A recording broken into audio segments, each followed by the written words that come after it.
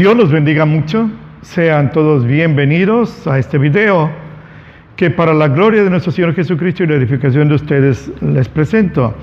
Es un gusto muy grande estar aquí, un placer espiritual, y les doy las gracias a ustedes por su sintonía, amigos, amigas. Antes que nada, y que se me olvide, quiero dar gracias a varios hermanos. No sé usar la internet correctamente, de Colombia, de Cuba, de Estados Unidos, de Oaxaca, y alguien se me olvidó, Fermín, Román, ¿de dónde?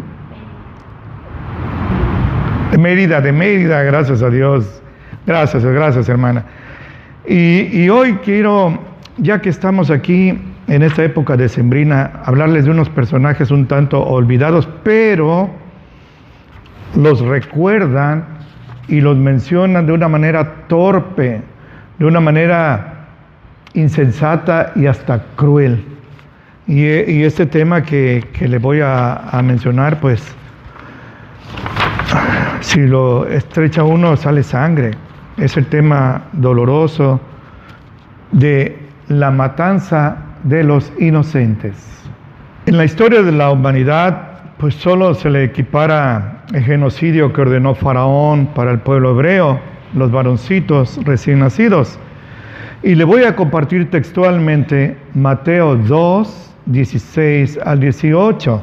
Déjenme ubicarlo. Sabios, no magos, sino sabios, vinieron de Oriente a adorar al Rey de los judíos, que es Jesús. Y vinieron a Jerusalén porque pensaron que siendo rey ahí estaría Él. Ellos pensaban a la humana, el Señor piensa a la divina. Sus pensamientos no son mis pensamientos. Como son más altos los cielos que la tierra, así son mis pensamientos, dijo el Señor. Y entonces el Señor les da una estrella, un astro celeste que los vino guiando. Y cuando ellos llegan, Herodes, un títere ahí, reyesuelo de Roma y del diablo, se sorprende, no sabe de qué le están hablando. Y cuando les explican sus sacerdotes que ellos sí sabían, pero no creían, sabían, pero no creían, sabían, pero no creían, les dijeron dónde iban a ser, conforme a la profecía de Miqueas 5:2, en Belén. Entonces este rey, Herodes, les dice con astucia: vayan a los sabios, vayan, y cuando lo encuentren, regresen y me dicen para que yo vaya también a adorarlo. Eso era una mentira diabólica. No iba él a adorarlo, sino a matarlo. Pero el Señor echa a perder el plan de Herodes y les dice a los sabios que no regresen a Jerusalén, sino que se vayan a su tierra por otro camino. Y entonces Herodes es así burlado. Le comparto desde el 16 al 18 del capítulo 2 de Mateo. Así es escrito. Herodes entonces, cuando se vio burlado de los sabios, de los magos, dice, se enojó mucho. Ese era su carácter. Y envió, y escúcheme, y mató a todos los niños que había en Betlehem y en todos sus alrededores de edad de 2 años para abajo, conforme al tiempo que había entendido de los sabios, de los magos. Entonces fue cumplido lo que se había dicho por el profeta Jeremías, que dijo: voz fue oída en Ramá, grande lamentación, llanto y gemidos. Es Raquel que llora por sus hijos y no quiso ser consolada porque murieron. Desgracia terrible, de origen diabólico. Hoy quisiera que usted me escuchara con su corazón, que hiciera conciencia de tantos personajes un tanto anónimos que intervinieron en la primera Navidad, en el nacimiento de Jesús. No todo fue alegría, pero es que hace unos días cierto conductor famosísimo en la televisión dijo que se iba a dar un premio al que hiciera la mejor broma del Día de los Inocentes. Esto es una sandez. Los cristianos no decimos groserías. Es una sandez y una muestra de crueldad y de indiferencia ante el dolor ajeno, hoy que se habla tanto de empatía. Déjeme decirle que este no fue el único intento por matar a Jesús. Le voy a mencionar solo 6, hubo más, pero 6 intentos que Satanás, nuestro adversario, hizo para impedir el nacimiento del Mesías. El Mesías, usted sabe, representa a nuestro Redentor, pero también al que iba a sentenciar a muerte a Satanás. En Génesis 3:15, y grábese esto, aparece la profecía mesiánica más antigua. Y así está escrito: enemistad pondré entre ti y la mujer, le está hablando el Señor a la serpiente, y entre tu simiente y la simiente suya. Ahora está hablando de seres humanos. Esta, la simiente de la mujer, no la simiente de José, este es Jesús. Esta simiente te herirá en la cabeza, te la va a aplastar, y tú le herirás en el calcañar, en el tobillo. Esto se cumplió, mi hermano y hermana. En la cruz del Calvario, Satanás mordió al Señor Jesucristo por 3 días y 3 noches, pero ese día, y con su resurrección, el Señor le aplastó la cabeza a Satanás y lo sentenció a su muerte eterna. Por eso, Él quiso evitar, haciendo que una pareja de hermanos, uno de ellos cometiera el primer homicidio de la historia. Hoy hay miles de millones de homicidios, pero le comparto, ahí mismo en Génesis capítulo 4, versículo 4, así es escrito: Abel trajo de los primogénitos de sus ovejas y de su grosura, y miró Jehová con agrado a Abel y a su ofrenda. ¿Por qué? Porque Caín trajo ofrendas vegetales, y la palabra de Dios dice que sin derramamiento de sangre no hay perdón de pecados. Les recomiendo que busquen aquí en temas bíblicos la ofrenda de Caín, le va a edificar. Y aquí encontramos que Caín, dice nuestro hermano Juan en la primera de Juan 3, 10 al 12, que Caín era del diablo, Caín era del maligno. Esa no fue su única maldad, él estaba acostumbrado a eso, solo que esto fue extremo. Entonces, 5, no miró el Señor propicio a Caín y a su ofrenda, y se ensañó Caín en gran manera y decayó su semblante. Entonces Jehová dijo a Caín: ¿por qué te has ensañado y por qué se ha inmutado tu rostro? Si haces bien, no serás ensalzado, pero si no haces bien, el pecado está a la puerta. Con todo esto, a ti será tu deseo y tú te enseñorearás de él. Y habló Caín a su hermano, el hermano Abel, y aconteció que estando ellos en el campo, Caín se levantó contra su hermano Abel y lo mató. El odio, la envidia, el coraje que Caín le tomó a Abel, porque la ofrenda de Abel fue preferida y la de él fue desechada, porque la oveja de Caín representaba a nuestro Señor Jesucristo, la oveja de Abel representaba a nuestro Señor Jesucristo, y hubo derramamiento de sangre. Fue un sacrificio cruento, por eso lo mató. Caín nunca supo el alcance de lo que estaba haciendo, como un pelele, un títere en las manos de Satanás. Satanás había oído la sentencia que el Señor le dictó, que un día la descendencia de la mujer, se refiere a María y a Jesús, le aplastaría la cabeza, no María, sino Jesús. Entonces Satanás quería evitar que el Mesías naciera, y por eso en la descendencia santa de Abel, si usted lee Mateo 1 y Lucas 3, va a encontrar a Abel el justo. El Señor Jesucristo debió haber nacido de Abel, no de Caín, pues Caín lo mató solo por coraje, sin saber que de esta manera Satanás lo estaba usando para impedir que el Mesías naciera miles de años después. Pero el Señor burló la artimaña de Satanás y le dio a Eva otro hijo digno, llamado Seth, el sustituto. Y de él viene la genealogía de nuestro Señor Jesucristo. ¿Qué le parece? Entonces vemos aquí el primer intento, Caín matando a su hermano Abel. El segundo intento satánico por impedir que el Mesías naciera, lo encontramos ya en el Éxodo, allá en Egipto.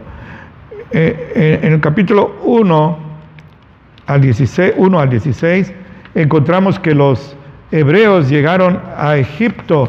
Ellos llegaron por hambre, buscando pan, y no sabían que ya el segundo del faraón era su propio hermano, José, a quien ellos habían vendido como esclavo. Pensaron que estaba muerto, así se lo dijeron a su padre Jacob. Cuando hay hambre allí, ellos son llevados a Egipto por hambre. José es gobernante y los, diríamos así, los asila, y ahí les da la mejor tierra, Gosén, la más fértil. Pero solo eran 70. Y empezaron a multiplicarse. Dios les dio esa bendición de la gran fertilidad a las mujeres. Y entonces los consejeros del faraón, le dijeron, ¿sabes qué? Estos esclavos se están multiplicando mucho. Si alguna nación nos ataca, estos se les van a unir y nos van a vencer. Tienes que hacer algo. Y entonces miren, eso es muy doloroso. Dice,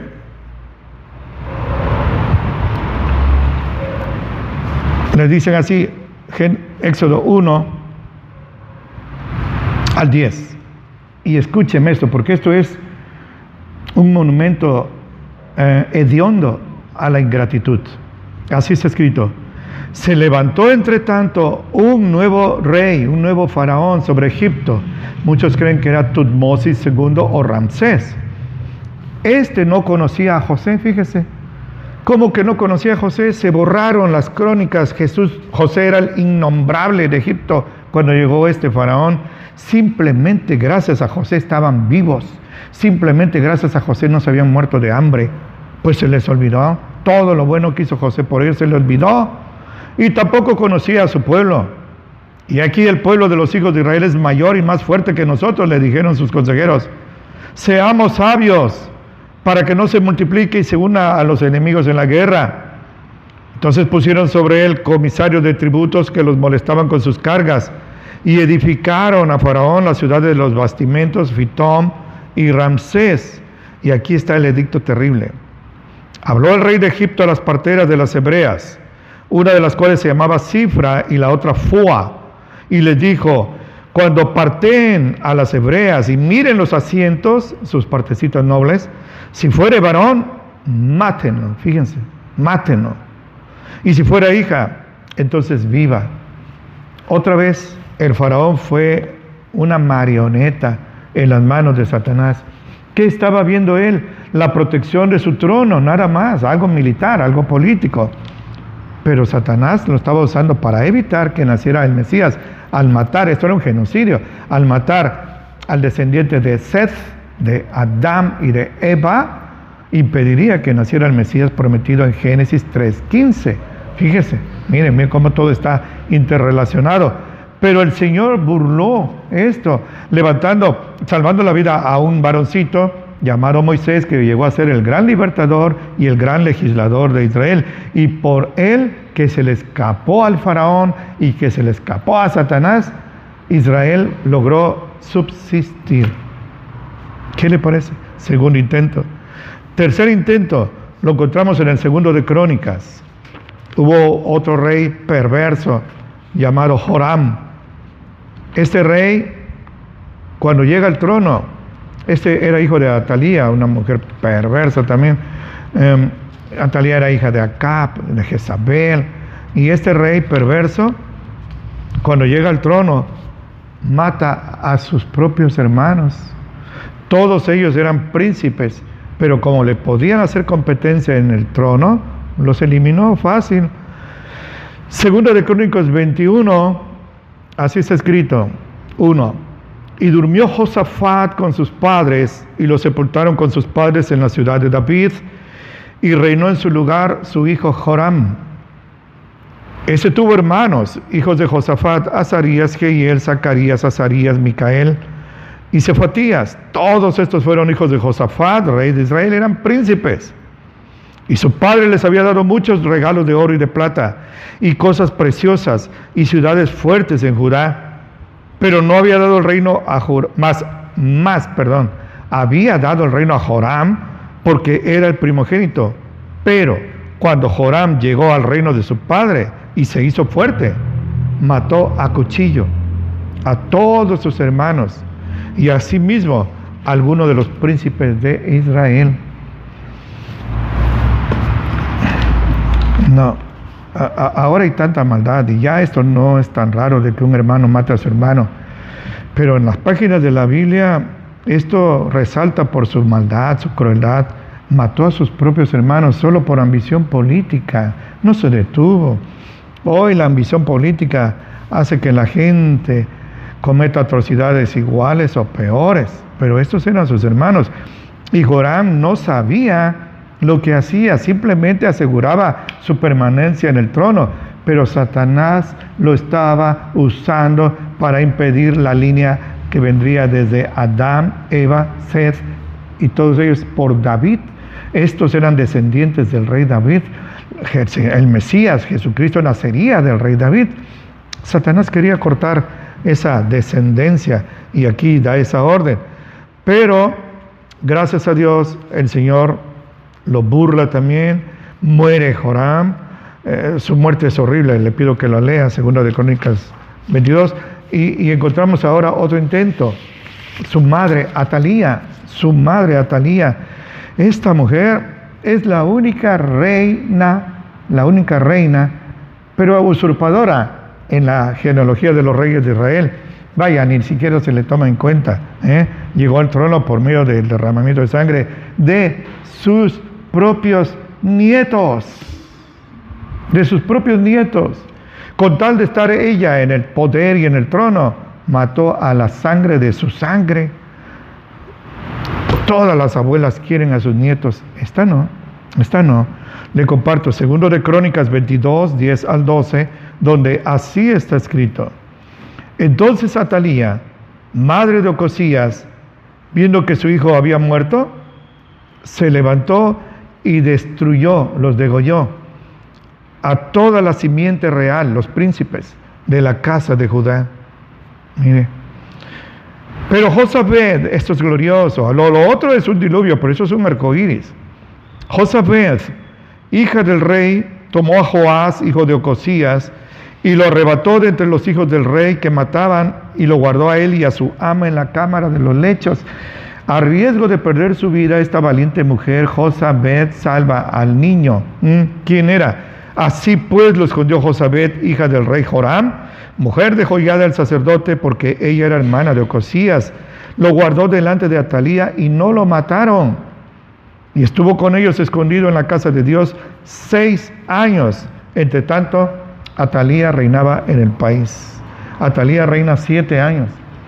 Pero cuando viene la matanza de sus hermanos, de los nietos de Atalía, los hermanos de Joás, Josabed, como hemos visto, le preserva, le salva la vida y lo esconde donde no pensaban que iba a estar, en el templo. Nunca se imaginaron que ahí estaría este rey niño, junto con Josías, otro rey niño.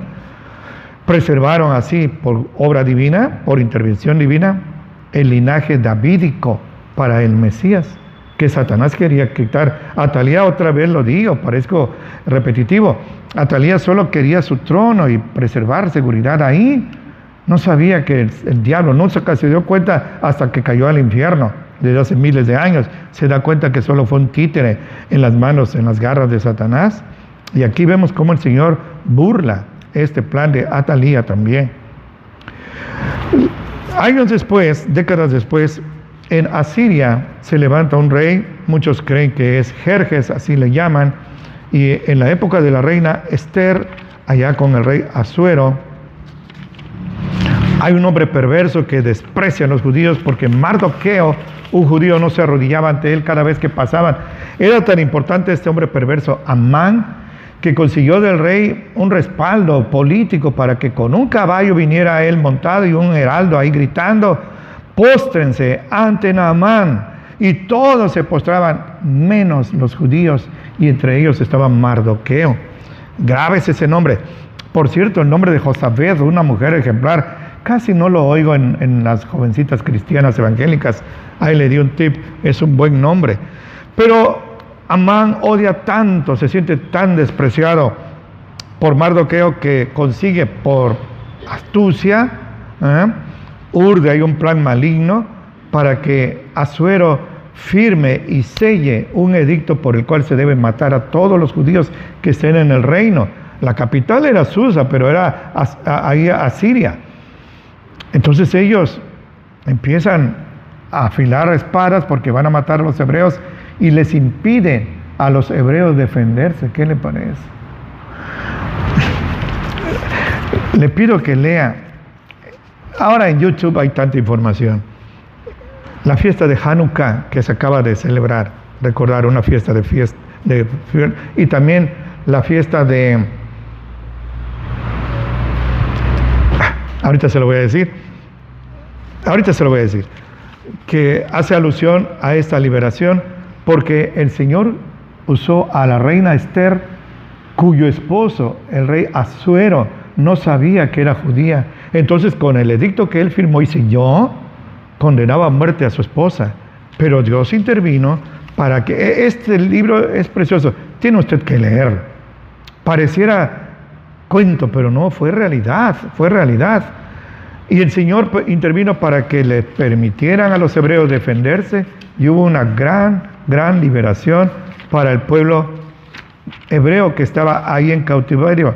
La fiesta se llama Purim. Recuerde, Purim significa echar suertes. Lea la historia en YouTube de qué significa Purim. Se va a gozar al ver la mano del Señor interviniendo por su pueblo. Y en Hanukkah también. Otro ejemplo, otro intento de Satanás. El anterior también fue burlado, por supuesto. Es el que hemos estado leyendo acerca de Herodes, tratando de impedir que el Mesías, pues ya se le escapó, ya nació, pero que llegara adulto.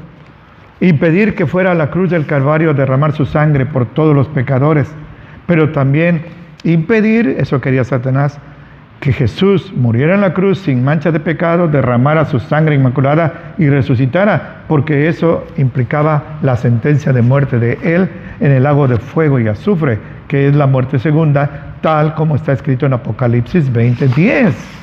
El Señor, de todos los intentos, y digo más, bueno, hace poco, 80 años, Adolfo Hitler, hizo una matanza de judíos terrible, no para impedir que naciera el Mesías, aunque los judíos no creen en Jesús como el Mesías. Pero todos los intentos, uno tras otro, que Satanás urdió para impedir que Jesús naciera o que muriera en la cruz, fueron burlados por el Señor. Déjeme decirle algo, aquí casi al terminar, perdí la noción del tiempo. Es un deleite compartirle la palabra del Señor, y lo digo sin falsos poses de muy espiritual. No soy muy espiritual, debo serlo. Recuerdo una frase que leí acerca de, la atribuyen a Spurgeon, Carlos Spurgeon, le llamaban el príncipe de los predicadores. Él decía, sé que no soy lo que el Señor espera de mí, pero también sé que por su gracia ya no soy lo que antes fui.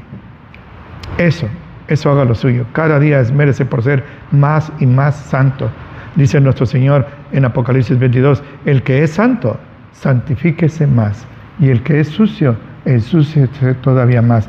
Quiere seguir viviendo en el chiquero y en la inmundicia espiritual, siga viviendo ahí entre cerdos. El Señor lo está llamando a un lugar de delicados pastos junto a aguas de reposo entre las ovejas que Él ha redimido con su sangre. Concluyo con estos 3 puntos. El Señor siempre, y guarde esto como una firme ancla de su fe, siempre va a burlar los planes diabólicos. Todo lo que se levante contra el Señor será destruido por el poder del Señor. Le comparto Job 5, 12 y 13. Así está escrito. El Señor frustra, echa a perder los pensamientos de los astutos, para que sus manos no hagan nada malo. Él captura a los sabios en la astucia de ellos, y el consejo de los perversos es entontecido. Esto me lleva a pensar en Achitofel y en Usai, consejeros en la época del rey David. El consejo de Usai fue preferido al consejo de Achitofel, que cuando hablaba Achitofel, le daba su opinión, dice la Biblia, era como si Dios hablara, así de sabio era. Pero prefirió darle la espalda a su amigo David y apoyar a su hijo Absalón. En cambio, el Señor usó a Usai y entonteció el consejo de Aquitofel. Mire, y esto es lo que dijo Job. Le comparto otro texto. En el Salmo 33, esto tómelo para usted. Quizás usted esté rodeado de gente que lo envidia, lo odia, lo desprecia, se burla de usted y hace muchos planes hasta para que lo corran del trabajo, lo calumnen, lo maten civilmente o lo maten físicamente. Escuche, el rey David, Salmo 33, 10, así está escrito: Jehová hace nulo el consejo de las gentes y frustra las maquinaciones de los pueblos. Doy gloria a Dios por eso, doy gloria a Dios. Cuando el diablo urde algún plan maligno contra usted, ya el Señor ya le dio la solución. Déjese guiar por el Señor y no se entretenga en las trampas del Señor, del diablo. Como dice nuestro hermano Pablo, 1 Corintios 2:11, que no ignoremos las maquinaciones, los planes perversos de Satanás, que no nos gane ninguna ventaja. ¿Cómo? Meditando todo el día en la palabra del Señor. Ahora, así como hemos visto tanto derramamiento de sangre terrible, espantoso, codicioso por la ambición nada más, y el Señor burló todo, escuche lo que dice aquí nuestro hermano el apóstol Pablo en Gálatas 4:4. Así está escrito: cuando vino el cumplimiento del tiempo, Dios envió a su Hijo, hecho de mujer, hecho súbdito a la ley. Gloria a Dios. En el griego hay dos palabras para tiempo.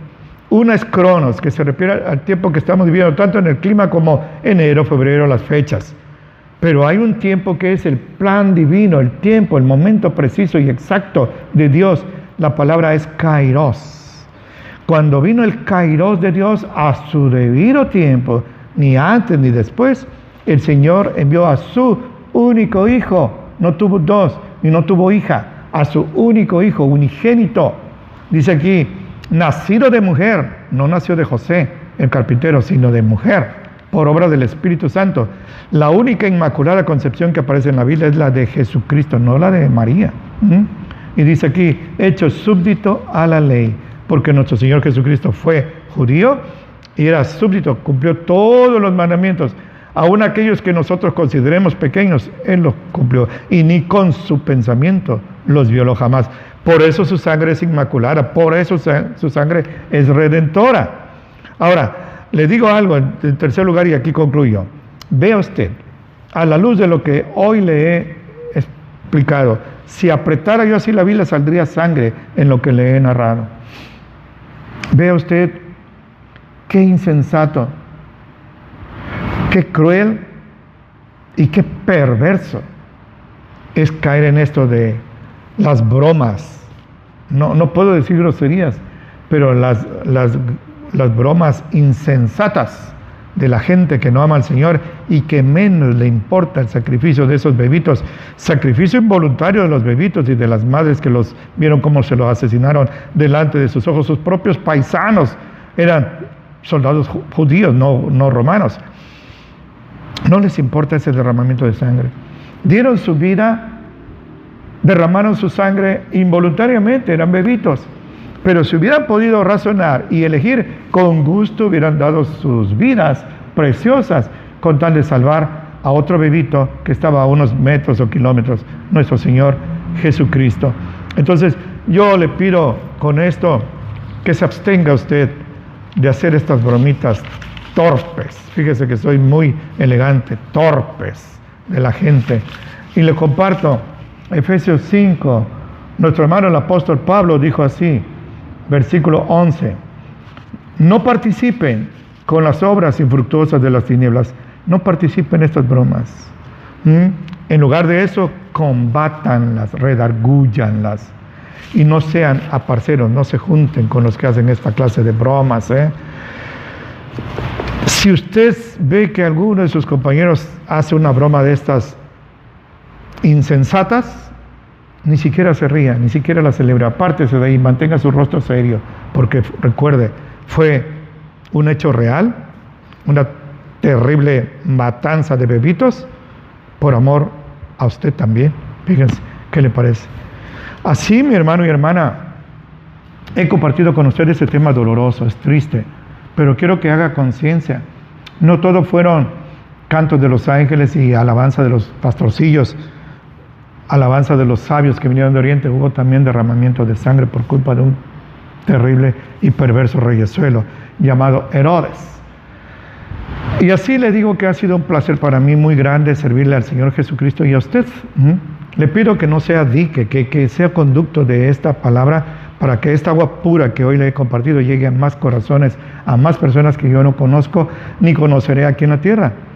Le pido que se mantenga acurrucadito al abrigo del Altísimo para que more bajo la sombra del Omnipotente. Y así, mirándolo a los ojos, le doy un abrazo fracturante y le deseo al Señor que atalaye entre usted y yo ahora que nos vamos a separar. Que tenga usted, como dice la gente, una feliz Navidad. Bueno, ya pasó la Navidad, pero que tenga usted un muy bendecido Año Nuevo. Así se los deseo en Cristo Jesús.